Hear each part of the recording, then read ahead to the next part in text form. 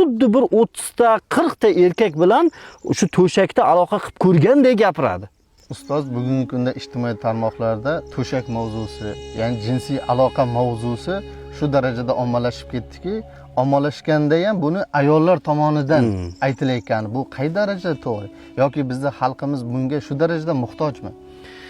Aslida muhtoj emas, lekin afsuski to'g'ri aytdingiz. Bugun Instagramda, YouTube'da jinsiy aloqa, eri xotinni faqat o'ziga xos bo'lgan mavzular, 18+, 21+ deb gapiriladigan mavzular ochiqchasi gapirilyapti va bo'lib ham bu ayollar tomonidan. Bu narsani ommaga olib chiqilishining asl sababi uni ko'ruvchi, tomosha qiluvchilar.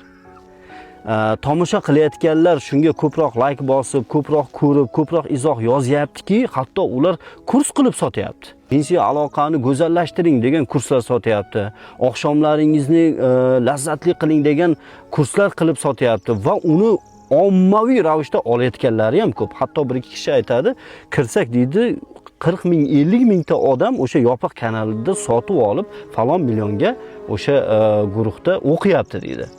Endi buni sababi nima desa, buni asl sababi oiladagi eri xotinning o'rtasidagi tunlarni go'zal qiladigan narsalarni ilmini demak eri xotinlar esdan chiqarib yubordi va buni boshqalardan o'rganishga harakat qilyapti.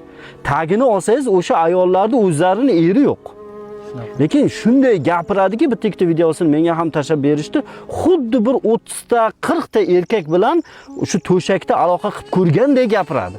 Tavba qildim, bu juda ham xavfli mavzular hisoblanadi.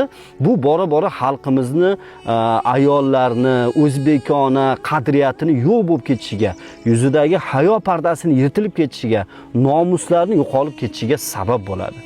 Xo'p, buni oldini olish uchun nima qilish kerak desa, buni oldini olish uchun ustozlarimiz aytadiki, oilaviy mavzulardagi erkak va ayolning o'rtasidagi eng nozik munosabatlarni demak o'rgatadigan haqiqiy ilmiy asoslangan ilmlarni, qadriyatga asosan, odob axloqqa asosan ilmlarni o'rganish kerak. Mana shunday ilmlar jamlangan kitoblar bormi desangiz, men mana shunday kitoblardan bittasini tavsiya qilaman. Bu demak Hasson Shamsiy Poshoning Oqshom go'zalliklari kitobi. Mana aynan oqshomingizni go'zal qilishga qaratilgan kitob. Mana shu kitobni tavsiya qilaman. O'zingiz ham o'qib chiqing mana sizga. Boshqalarga ham tavsiya qilaman. Bu kitobni o'qib chiqqan inson demak keyin har xil seksopatolog, psixolog, har xil o'sha ilmiy asoslanmagan, haybga asoslangan, demak qo'shtirnoq ichidagi mutaxassislarga muhtoj bo'lmaydi. Sizga ham tavsiya qilaman.